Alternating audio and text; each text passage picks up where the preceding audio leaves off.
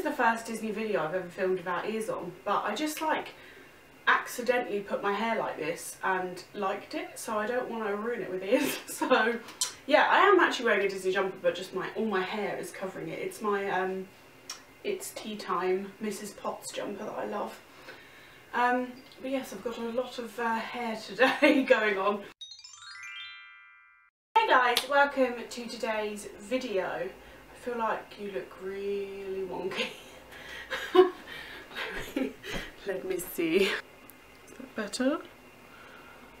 I think that's a bit better. I'm not sure. So I wanted to do this video purely because my Disneyland Paris vlogs ended last week. Yes, last week exactly today. And I don't know, to me when you end a series of vlogs it's really weird to like end it and have just like nothing afterwards, because obviously it was like a big, like holidays are always a big part of someone's life and memories, and obviously all the time that goes into editing the videos and getting them up, and yeah, so it just felt a bit odd to be like, oh well, that's over with, let's just move on. So I wanted to do like a little video just to talk to you about the trip, but mainly because I thought I had filmed myself like a vlog, just like a chatty vlog a few days after we got home, because a lot happened on our last day that wasn't caught on camera for reasons you'll understand when you hear about this. But yeah, I thought I'd videoed myself telling you all about that, and I was going to put it at the end of the last vlog and then that would have been fine, but I literally can't find it anywhere, so I don't know if I accidentally deleted it or maybe I didn't even film it. I just had intended on it and then Christmas came and maybe I just didn't. But yeah, a lot happened on that last day. So, and also just as I was watching the vlogs, I felt like I was saying the same things over and over again but not really conveying what was going on with me, and so I didn't want it to come across like I was just moaning the whole trip or like I didn't enjoy the trip, because neither of those are true. So yeah, I just wanted to do this for a bit of clarification for you guys and for me, and just to wrap this series of vlogs up. The first thing I want to touch on is before the trip. At the time when I was filming these vlogs, I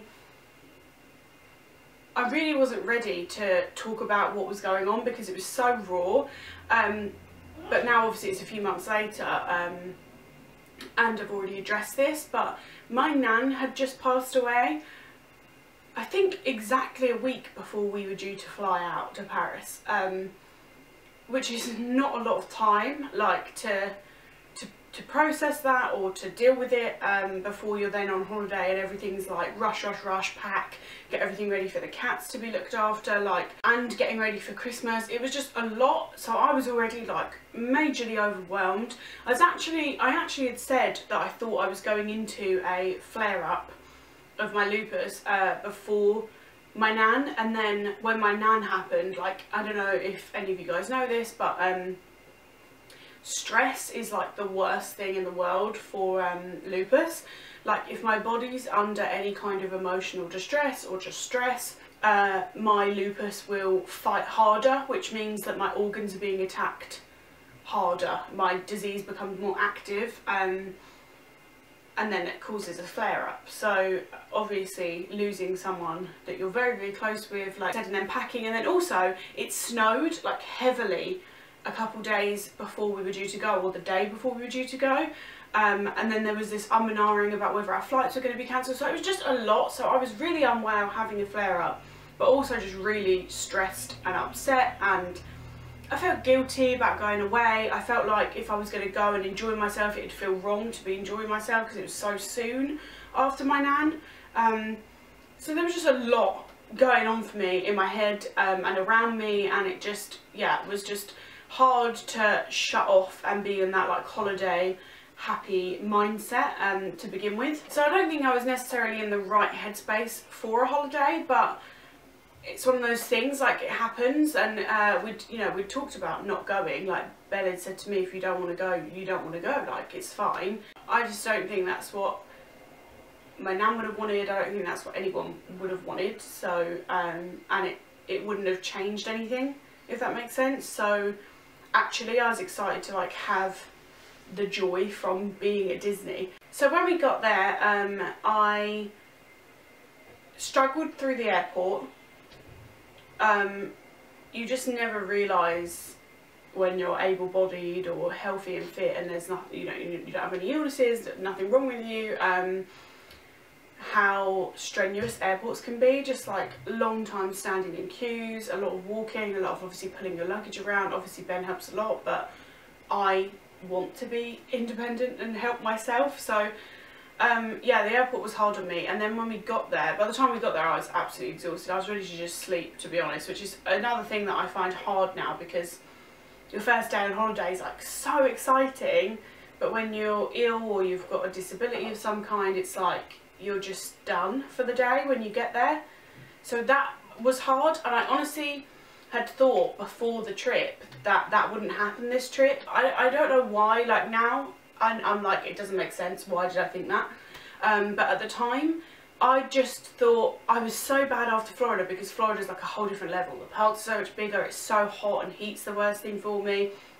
I wasn't on any medication then to control my lupus, so yeah, I just put it down to that and was like, so this will be fine, I'll be fine, it'll be like holidays used to be. And of course it's not, like I'm still unwell. Yes, it's not, yes, all those things are different, but I still have lupus and I'm still unwell, and I think I'd convinced myself I wouldn't feel any pain and I'd be fine and I'd be running around and be great. And when I got there and I felt exhausted and tired and in loads of pain, and it just hit me like, oh my god, maybe this trip won't be different to Florida. And then we went and got my priority pass, I think that's what it was called, from this little booth you had to go to get it, which is right around the corner from our hotel, which was handy because we stayed in the Disneyland hotel, which by the way was incredible. It was like, I think the highlight of my trip was the hotel, in all honesty. It was just amazing, waking up there every morning. I just genuinely felt like a princess. But yeah, we got there and then the lady was explaining it to us, and then obviously we experienced it, and I just think the system there is awful. And I get how if you don't need this system, you'll think that it sounds perfectly great and it works and it makes sense, but when it's different when you're having to use it. So their system is basically that because I didn't want to use a wheelchair, I was adamant I didn't want to use a wheelchair this trip, especially because it was raining and stuff. I just really wanted to like also keep warm by trying to move more. Now I know I should have used a wheelchair. Future trips I'm just going to use a wheelchair, to mainly to conserve energy and maintain my pain levels, rather than what I have been doing, which is that I push myself and push myself and push myself until the point where I literally like collapse, can't walk, can't move. I literally can't even like lift my own head up, it's that bad. The pain's like so crippling that I can't even think straight, I can barely talk. It's just, I become like a shell of the person I am. It's really bizarre, and I don't think anyone understands how bad that is other than Ben, really, because obviously he's been there with me on these trips. I didn't want to use a wheelchair, so I heard about these passes where it's for people who have conditions where they can't queue for long periods of time, which my doctor wrote me a letter to take with me to show to this lady, and obviously, yeah, I qualified because I can't stand for long periods of time. I can stand for like 5 minutes without being in pain. I can tolerate about 15 to 20 minutes on a good day. On a bad day, I can't. I can't stand still for that long. The system is basically that you go up to the ride you want to go on. So let's say I wanted to go on It's a Small World. I walk up, they were great with me. It's a Small World, they were one of the better rides, but anyway, just as an example, you go up, you give them your pass, and then they write on there a time for you to come back to them, and then that's when you can go on the ride. And that might sound like it works to people that aren't using it, but I personally think it's awful, because I can't queue. So we walk away from the ride, so we get a time that's 25 minutes time. So we walk away from the ride, there's no benches in the like local vicinity, and if there are, they're not undercover and it's chucking it down with rain. And yes, I was wearing thermals, I was wearing raincoats, had umbrellas, blah blah blah, but it doesn't matter, no one wants to sit out in the rain in the middle of December. And obviously I don't want to get more ill. So then you're like, okay, well then we'll go into a shop, but I can't walk around for 20 minutes. I need to take regular breaks and stop, and I was having to just wander around aimlessly, getting soaked, in loads of pain, just to then go back, and 9 times out of 10 there was a queue in that queue that I had to go back into. So then, and it would only be like 5 or 10 minutes, but I've just spent 25 minutes wandering around looking for shelter and a seat, or for something to do in that time, so that we're not wasting our day. Because let's face it, the Disney parks are busy. Even when they're not busy, they're busy. Do you know what I mean? Like, there's still so much to do and so little time. So every 10 minutes is precious, because you could be doing something that's on your like must-to-do list, and then to waste that time, and it's not just like it's once, that's every ride you want to go on. So then you go on to It's a Small World, then you go over to Thunder Mountain, and then you've got to do the whole thing again. So like half of your day is wasted with this like nothingness time, where it's not long enough for you to do anything, but it's not short enough for it to like not matter.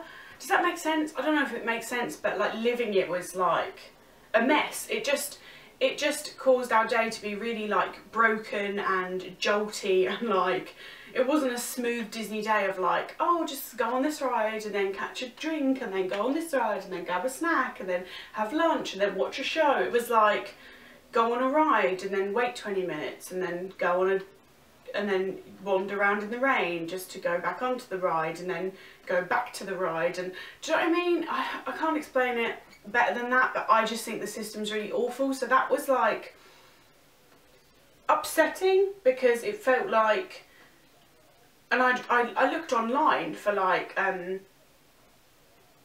if there was like a different kind of pass that would be easier for me and stuff like this, and I'd asked around, and a lot of people are like, oh, it's so that you don't have an advantage, it's so that like, say the queue time's 20 minutes, you have to also wait 20 minutes but just not in the queue, which would make sense if you had a seated covered area for us to wait, like, because my pass literally said I can't stand or walk around for long periods of time.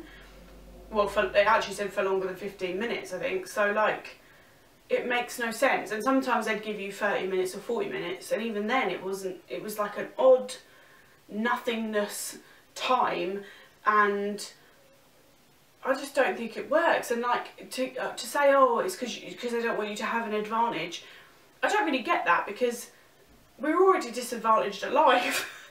Like, do you know what I mean? Like, no one would choose this.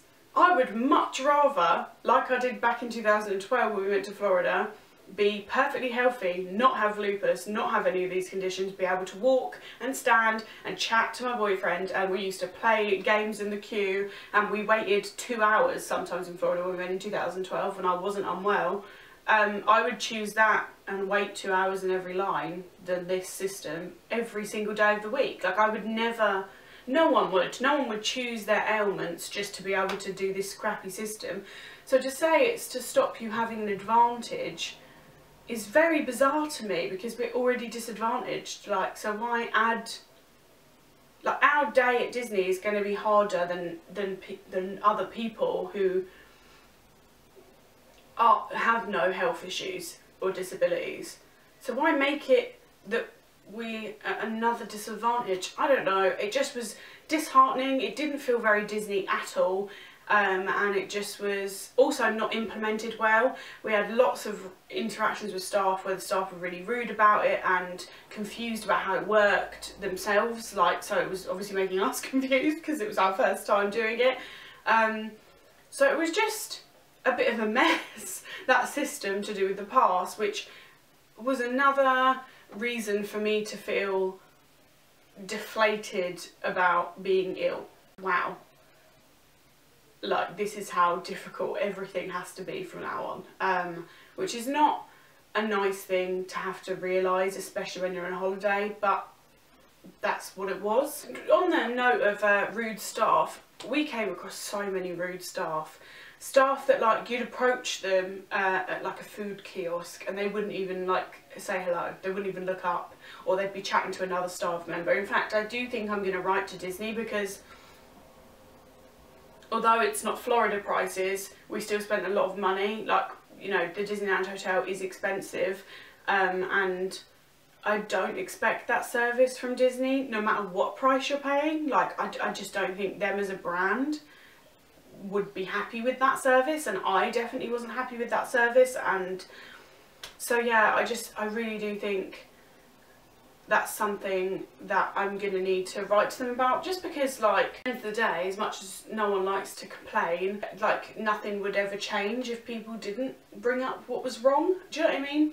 So yeah, I just really wasn't impressed. When we went to Florida in 2016, I didn't have one single negative interaction with a Disney worker. Every single Disney member of staff you came across, from the cleaners to the waiters to the people at admissions that let you in and out, to the rides people, everyone was so nice, so accommodating, wanted to just give you whatever they could in terms of, like, if you had a problem or something went wrong with like your fast pass. So unbelievably helpful. And that's what I expect, and I don't think I'm wrong in saying that. You know, Disney's expensive, and as a brand you can't preach all of the like happy family values and then have staff that are literally like chatting with their friends and ignore you when you go up, when you've paid thousands for that trip. Like, yeah, so I wasn't impressed. Same with like just the standards around the park is not the same as Florida, which was disappointing. Yeah, I think now we both agree that we probably won't go back to Disneyland Paris. I don't see us going back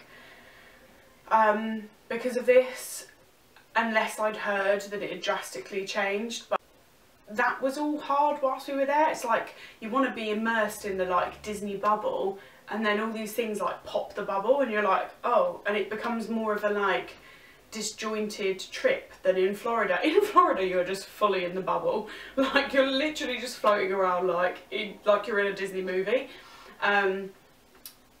So yeah, I don't know, it was like weird for that reason. So on the last day, so we went for 3 nights and 4 days, yeah, Monday to Thursday.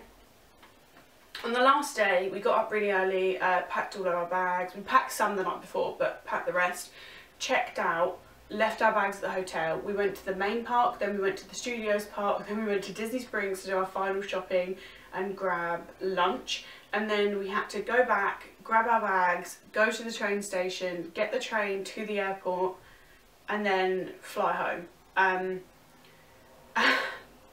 That's a lot for able-bodied healthy person, but for me it was just ridiculously over-ambitious. And the fact that I had spent the entire trip not in a wheelchair, walking around a lot of the time I ended up, because that pass I felt like was ruining our trip, a lot of the time we didn't bother using it. We just would queue. If the queue was the same amount of time, like what's the difference? At least then, does that make sense? Like at least then I'm getting on the, we've come to the ride, we've walked this far, at least I'm getting on the ride in 20 minutes time and then we can move on. It's not like I have to go away and come back, and it's just faffy. So I'd exhausted myself completely, just like I did in Florida, which makes me feel really stupid saying it out loud, but again, I just really thought it would be different and easier on me, and whilst it was easier than Florida, it wasn't easy, and I'm not, I have lupus, like I need to drill that into my head. And I got really upset because it made me realise that maybe I haven't come to terms with my illness as much as I thought I had. It's one thing realising again that you're ill, it's another thing realising, oh my god, I thought I'd accepted how ill I am, but actually I haven't. Like, I'm not okay with the fact that I'm this unwell. I'm not okay with the fact that I'm struggling this much and that this is hard and that I can't even go on a 4-day trip without ending up in a wheelchair. It went up a notch when we got to the train station. we had to do a lot of waiting and then a lot of walking in the train station. The train station was huge to get on this train, and then we couldn't get to our seats because our bags are too big on the train, so we had to stand on the train.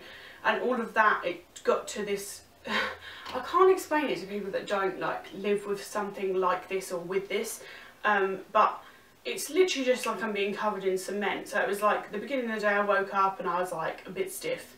Then it's like, oh, okay, the morning's over, we're actually out in the park, now I'm like in pain.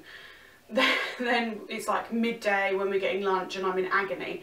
Then it's the afternoon when we're on our way to the train station, and slowly my legs are swelling up and stopping working. And then when we got to the train, I literally couldn't walk. I just said to Ben, like, I can't pull my suitcase, I can't carry these bags. So then he was like, well, I'll carry all the bags, bless him, because it meant he had 2 pull-along suitcases, a backpack, and then like loads of Disney bags. I just literally had my backpack on. Which was still like too much, to be honest, but where else was he going to put it, bless him. When we got to the airport, and we'd walk to find where we were checking in, and there was some seats, so I sat down and I was just like, Ben, I can't walk. I literally couldn't, like, I can't move any further. My legs are not working. I can't even, like, your brain's like telling your legs to move and they won't. Like, I can't explain it. But the pain as well, it's like pain to the point where you feel like you've left your body. Like, there's pain and then it's like you go numb. It's like you just become completely numb and like you've left your body. It's so surreal. And I got to that point like I did in Florida, and I was completely swollen, and it does get to the point where I'm like completely hunched over. I can't even lift up my own head.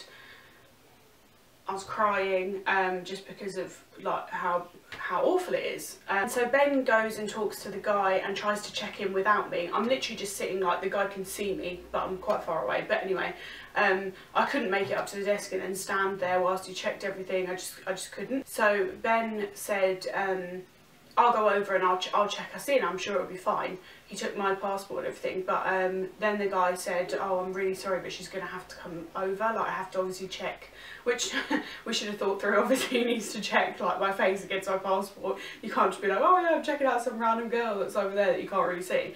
So fine. So, but as I was like walking over to him, I cannot commend EasyJet enough. Like, some of the best service I've ever got as a disabled person. Like, it just is insane. They were so good.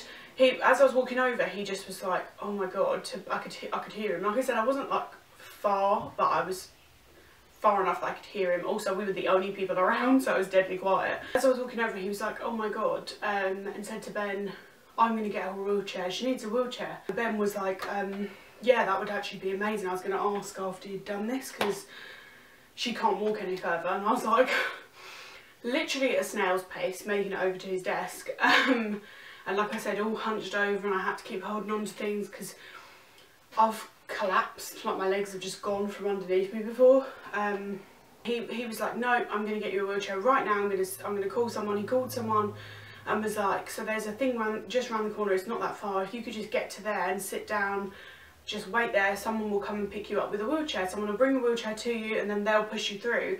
And he was like, I can help get someone to carry the bags, so Ben's not, because obviously you saw Ben carrying all of the bags. So, and then he said, and what I'm also going to do is move your seats on the plane further forward, so when she gets on, she can just basically sit straight down. It was just so nice. We didn't ask for any of that. Like, we were going to ask for a wheelchair and or how that works in an airport, because I've never used one in an airport before. I will from now on. I've said from now on, I'm 100% using it through the airports, because I clearly can't do it. I've just always had a problem with admitting that I can't do things.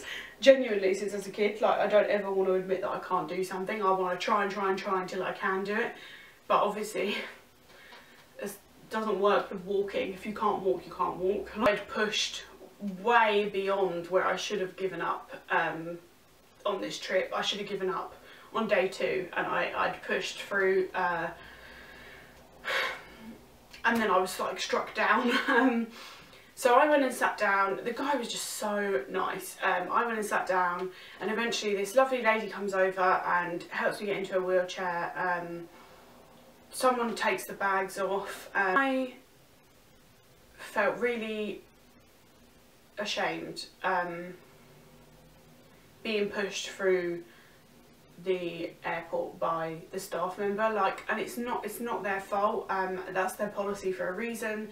And but I don't know, obviously I'm comfortable with my boyfriend of 13 years and I trust him. It's not that I don't trust her, but like, you're so vulnerable when you're in a wheelchair. When you're in a wheelchair, especially that you can't even push yourself, you're literally relying on someone to move you, and it's just a really odd feeling for a stranger to have to push you around in a wheelchair, and in a very public place you just get so many stares and like whispers, and it just was, I hate that. I hate being in a wheelchair. I hate it, which is why I put it off. I'm gonna have to obviously accept it more. I did say to Ben, if we ever book another trip to anywhere, I'm gonna start using them around supermarkets and stuff, because I need to get used to using them in a public place, because every time I've used one I've cried because of using it, because I can't adjust to being in it, and I can't adjust to the stares and the comments and the feeling of it. I just can't. It just really like irks me, and I'm not comfortable with it. I hate it. So yeah, having to be in it and have a stranger push me, and like I said, it was so busy. I think a few flights had been delayed, so there was just so many people, and they constantly have to be like, excuse me, excuse me, excuse me, and my feet, I could not bend my, this is how bad it was, I couldn't bend my legs enough to get my feet on the foot pedals, the foot platform things they have on wheelchairs, you know, so you can put your feet on. I couldn't bend my legs enough to do that, so I had to like have my legs out the front.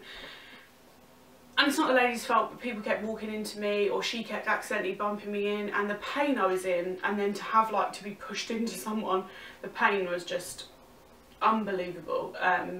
And so it just was like really upsetting. I kept crying on and off the whole time I was in the wheelchair. I got put in the like lounge bit waiting near where our flight will board. Had to get me out of the wheelchair because someone else needed it, and then someone else was going to come back with a new wheelchair, so I had to like transfer into a seat and then just stay still. Ben had got us some food. I cheered up a bit and calmed down a bit, probably because I was out of the wheelchair. And then eventually when the lady came back, there was a little girl as well that was in a wheelchair, who was permanently in a wheelchair, and was with her mum and her little brother, and oh my god, they were like the most amazing family. We got chatting to them because I was saying to the little girl like how amazing her wheelchair was, because it was all Disney and Frozen, and I was like, yours is so cool compared to mine, mine's just boring and black. And we were just chatting, and they were an amazing family. The mum had literally gone the night before, like it was 24 hours at Disney. They got up at like in the middle of the morning. She took both the kids on her own. Like, what a hero. When one of them's disabled as well, like, and the other little boy was a toddler. She was only like 4 or 5, the girl in the wheelchair. But yeah, took her on her own, did a day at Disney, and then flew back. Like, I was mind blown. I was like, she is literally a superhero. But she was also waiting with us, like their family were waiting with us. And then the lady came, got me into a wheelchair, but then everyone was in that, like, you know that little weird corridor you queue up in before you get in the plane? It's so tight anyway. I was literally like, you're not going to fit a wheelchair in there, like an adult's wheelchair, there's no way. Woman pushed me through, but like, whilst everyone was queuing in there. It was an experience. She was like, excuse me, excuse me, excuse me, and some people had headphones in and couldn't hear, so then she was tapping them, or people were nudging them, and I just felt like a freak show. I was just sitting there like, I was bumping into everyone. She also just used me as a battering ram through the doors, which was great fun. This was a different woman. She was far less careful with me than the first one was. Maybe because I'd stopped crying. But she was still nice, but she clearly had never pushed anyone in a wheelchair before. It just was a lot. But again, when we got on the plane, all the staff on the plane were so nice, so accommodating. They were literally like, everyone else can wait. Like, you just take your time. Like, seriously, we just want you to be okay and get down to your seats safely and don't hurt yourself more, blah, blah, blah. And she could see how like swollen and my hands had all come up in a rash, and she was just like, what's wrong, are you okay? And I was like, no, I explained to her what was wrong, briefly, and yeah, they were just unbelievably nice. And then same when we landed, everyone else got off, and then we had this problem with our bus that was picking us up didn't turn up, so everyone had to walk out and across the runway, and it was too far. So because the lady, the head, what are they called, stewardess, the head stewardess was like, no, like it'll be too far for you, you're not doing it. She was like, you wait here with this family and we'll get a different van and it will lower you on, and we'll get a wheelchair for you, it'll be fine. And they did, and it was just amazing. We got chatting to the family, that was really nice.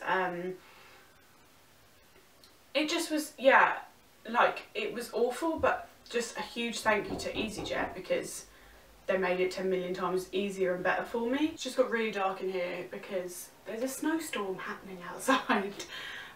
Where was I? Yeah, so we got transferred out, but then it was a bit confusing when we got back into the airport on this side, because we were told you have to like wait for a new wheelchair, and then you can take that all the way to your car and then leave it with the people in the car park. So another transfer. And it was just like, we have a really good sense of humour about it, which gets us through, so it was really funny but not funny at the same time. Basically, if you can picture this, it was snowing outside, snow all on the floor, ice on the pathways. I'm in a wheelchair, I'm carrying the 2 suitcases, like, you know, they're like the ones that can travel standing up like this. Like you just push them around by the top of them, you don't have to like slant them. That's a lie. We had one that's slanted, so I was holding one that's slanted and one that's standing up, either side of me.